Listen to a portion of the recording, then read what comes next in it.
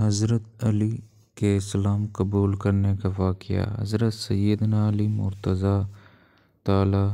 عنہ کے قبول اسلام کے بارے میں مروی ہے کہ حضرت علی مرتضیٰ رضی اللہ تعالیٰ عنہ چونکہ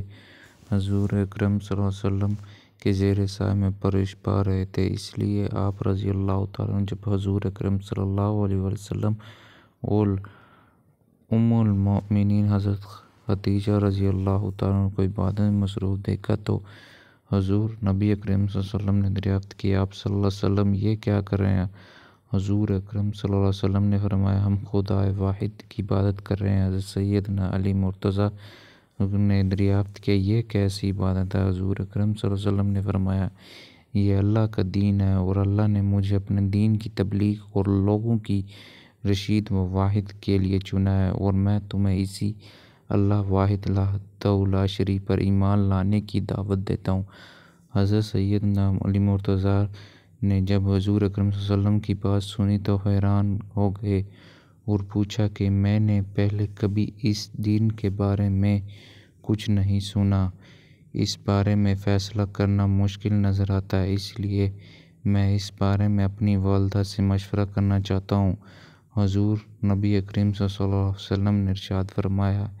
اے علی رضی اللہ تعالیٰ عنہ، تمہیں اس بات کا حق حاصل ہے، لیکن ابھی تم اس بات کا ذکر کسی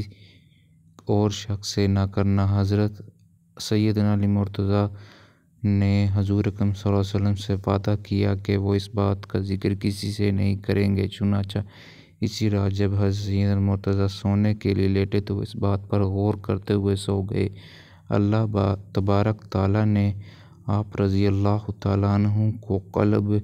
کی روشنی عطا فرمائی اور آپ رضی اللہ تعالیٰ عنہ اپنی والدہ سے مشورہ کیے بغیر اگلے روز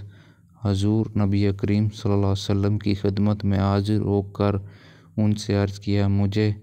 دائرہ اسلام میں داخل کر لے، جس سے آپ رضی اللہ تعالیٰ عنہ نے دائرہ اسلام میں داخل کرنے توحید پہلا کلمہ لا الہ الا اللہ محمد رسول اللہ پڑھایا، اور اس طرح حضرت علی رضی اللہ تعالیٰ عنہ نے دائرہ اسلام قبول کیا۔